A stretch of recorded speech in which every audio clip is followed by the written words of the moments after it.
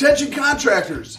You want to hear a little secret? Besides all the awesome keynote speakers, panels, debates, and breakout sessions, we host the largest trade show expo floor on the planet at the Windstorm Conference. At WTS, you can tour our massive trade show expo floor and meet with many of your favorite industry vendors, manufacturers, service and technology providers. You also may meet some new ones that will help you scale your company to scale it in 2020.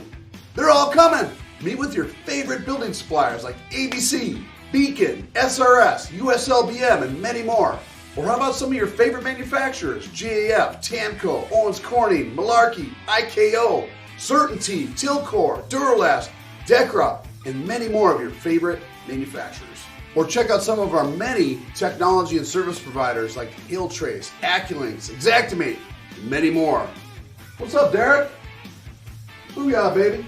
At WTS, we're also going to bring you the latest in drone and virtual reality technology. We're going to show you the latest industry-specific training on the planet on how to use this new technology to scale your company in 2020. So come join the shakers and movers of the industry at the Windstorm Conference and Trade Show Expo on February 20, 21, 22 at the Phoenix Convention Center and make the decision to scale it in 2020. Booyah, baby! Hey there, guys. You got me. This is Derik on the forecast today. You know what that means? That means it's going to be a big day, or at least we're anticipating that we're going to have a big day. I've got fashion statement here. I've got my purple pants on. Give me that perp. I am ready for some purple hell swaths today. Anybody else ready for that? We are hoping to fire that up. Glad to see we got everybody on here chatting, getting everything going. We're excited for today. Early in the year, we don't have to wait very long. It's only January 10th, and we've already got our first significant hail threat of the year. In fact, we've already got our first hail reports of the year, and we started things out in a little different fashion than normal. We'll get into some of that here in just a few minutes. So starting out, though, we've got our highway to hell. I hope you've already registered to attend some of these events. If you have not, make sure that you register to attend these events. Check it out. So we're going to start things out up here in Omaha, Nebraska. Okay, that's next. Is that next week? Not next week, the week after that. That's Monday, January 20th, up in Omaha, Nebraska. We're quickly jumping over from Omaha to Denver, Colorado. We're going to do it there.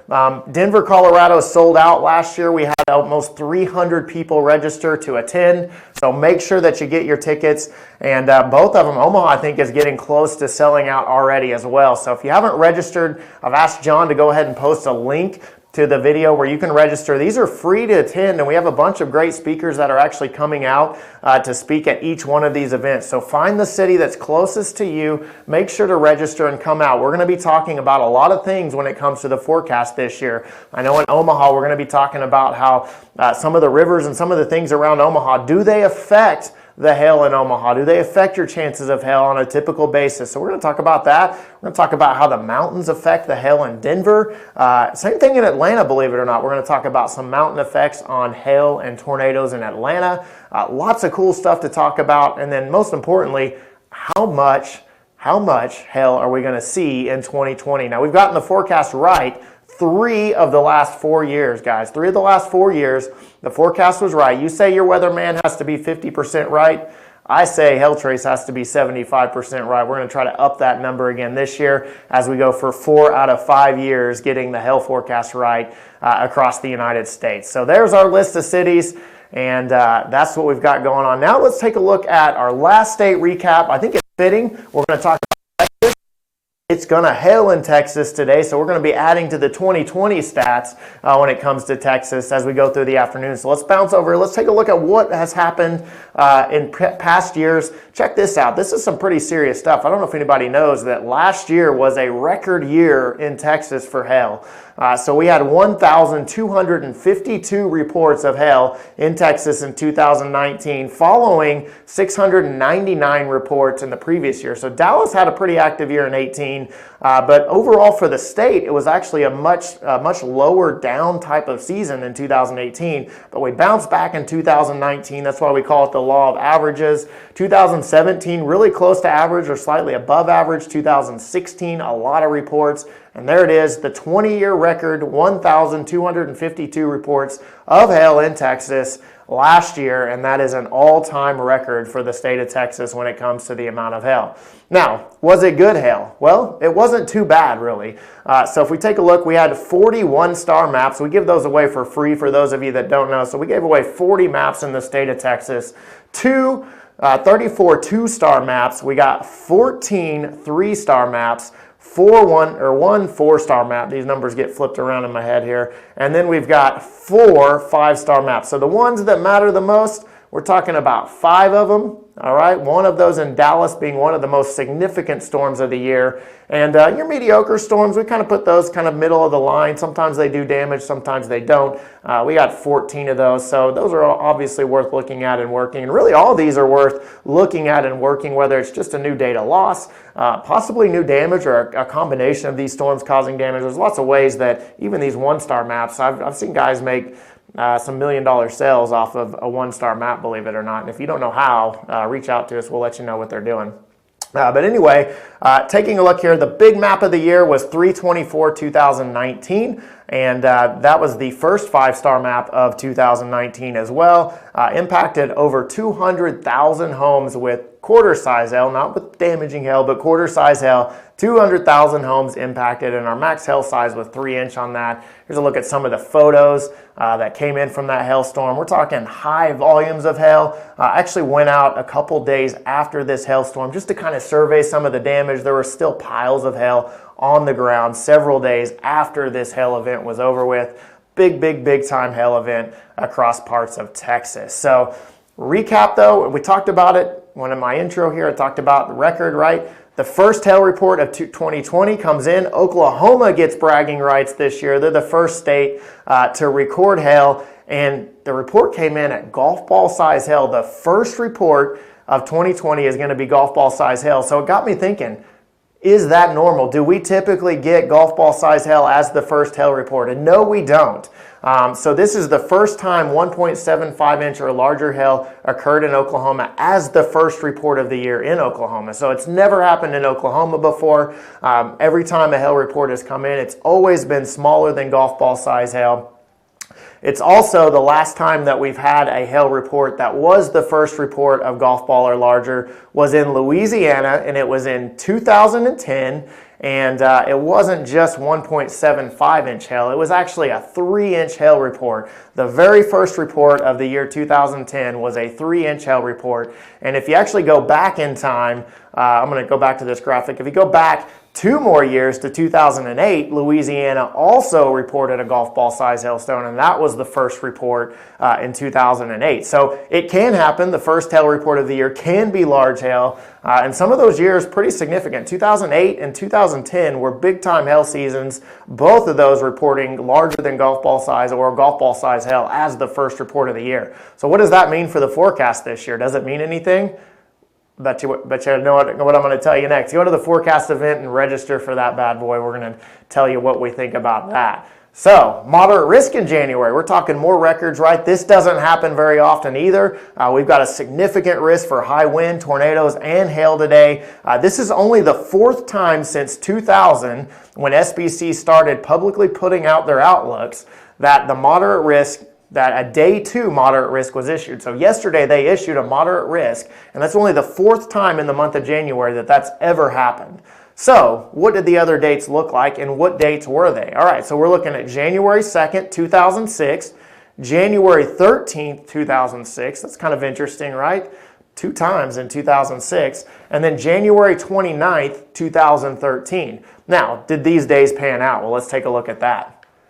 Here we go. So, first one, here we go. January of 2006.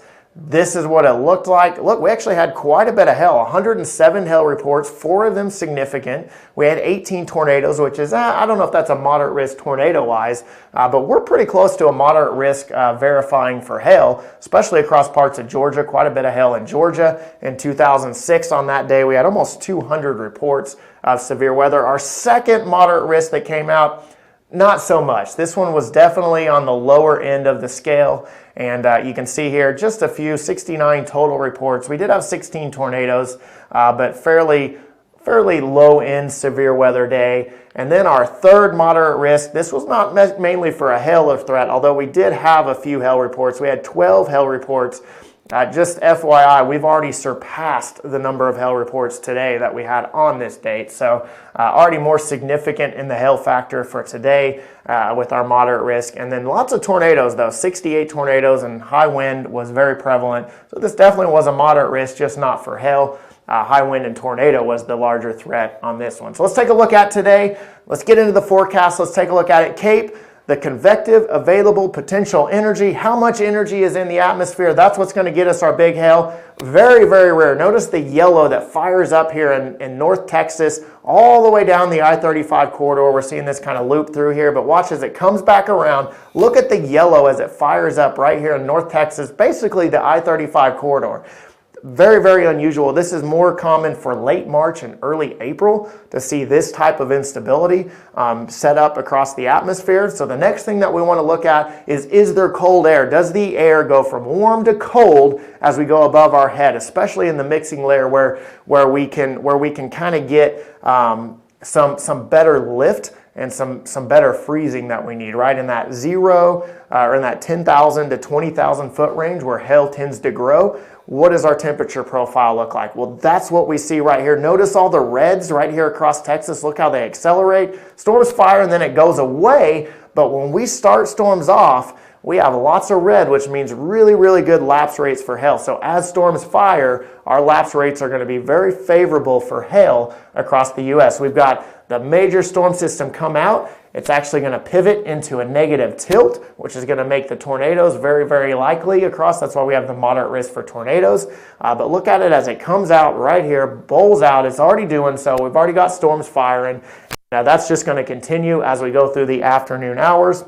Let's take a look at it on radar here. Here it is. Look at the storms going up. We got storms fire. Boom, they go up in Dallas all the way down the I-35 corridor. So we're talking San Antonio, Austin, Waco, Dallas, possibly Oklahoma City, more likely up in Tulsa. We've already had some hail in Tulsa, quarter size. We've already had a little bit of small hail in Wichita. We've had golf ball size hail in northwest Oklahoma. So this will then progress to the east. The hail threat pretty much diminishes shortly after sunrise the way it looks. So I would say by around 7, maybe 8 p.m., the hail threat goes down. The wind threat, tornado threat escalates starting at around 4 or 5 o'clock, and then that progresses to the east. And we think that wind and tornado threat will continue all the way from the Dallas area all the way up towards Memphis. Okay, so that's going to continue to go for quite a while.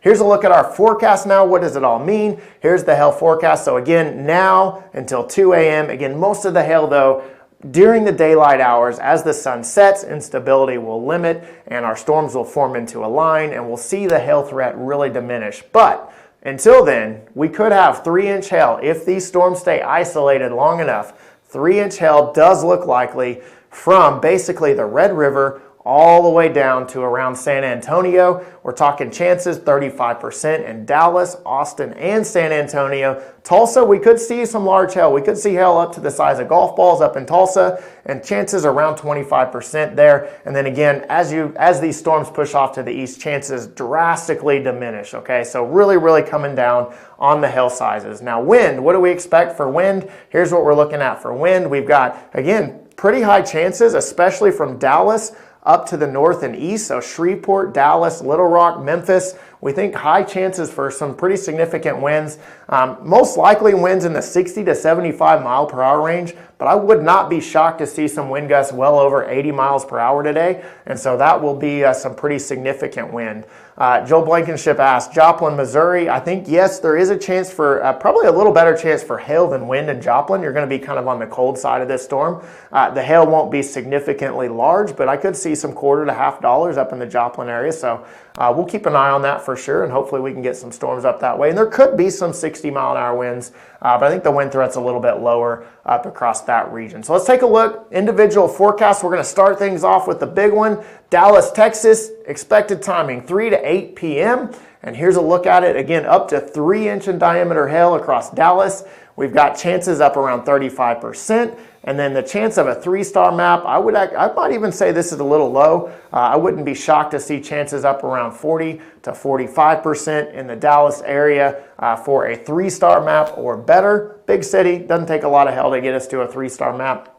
Max hail size in San Antonio, again, same timing, around 3 to 8 p.m. And we're looking at max hail size around 3. Chance of hail, Derik, I'm going to give you your Northeast Oklahoma here in just a second. Chance of hail in San Antonio about 35%, and I do like the 30% chance for the 3-star map. I think it's a little lower in San Antonio that we'll get that big hail in San Antonio, but don't count it out. I think there's a really good chance for some hail in San Antonio and Austin today, so we'll keep an eye on that. And we're going to jump up to Northeast Oklahoma. Here it is, Northeast Oklahoma. Max hail size up to around golf ball size. That's good enough, right? We can get some damage out of golf ball size hail. Chance of hail around 25%. And then our 3-star chances around 20% up in the Tulsa area. Again, we have already seen some quarter size hail in Tulsa. So there has been some hail. And that'll continue as we go through the early afternoon hours. Cold front should move through Tulsa probably around 7 or 8 o'clock.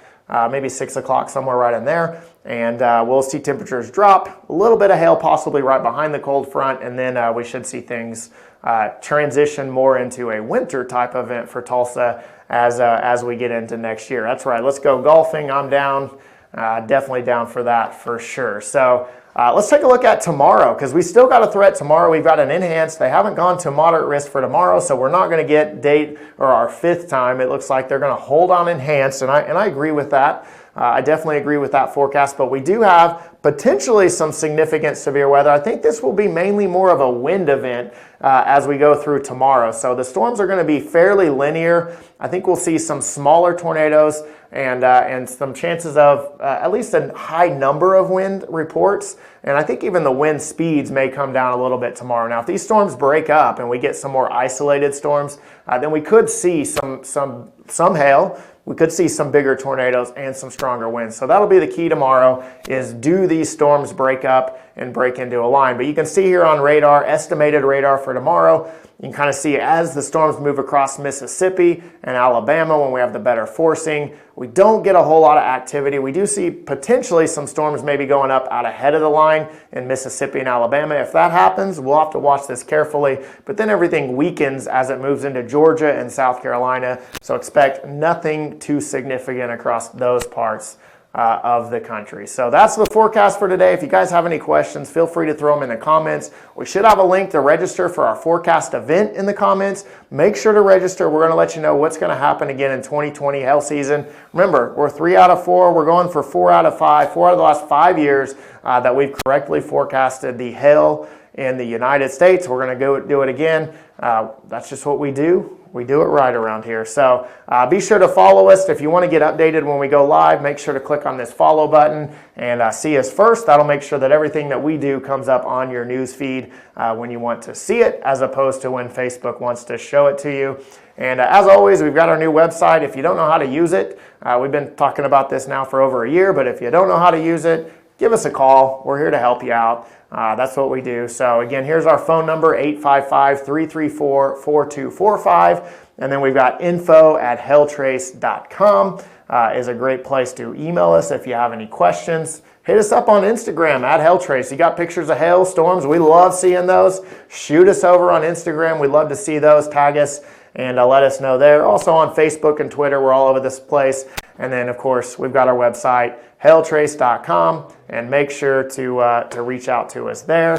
And we're ready to go. We got things going. If storms fire today, we're going to do live coverage as well. John will be in here. Myself, I'll be in here. We're ready to rock this thing out. This is going to be, if this ends up being a great day, we will be here for you. And we'll be letting you guys know what's going on. So thanks for watching. We hope you have a great day. And we'll talk to you soon.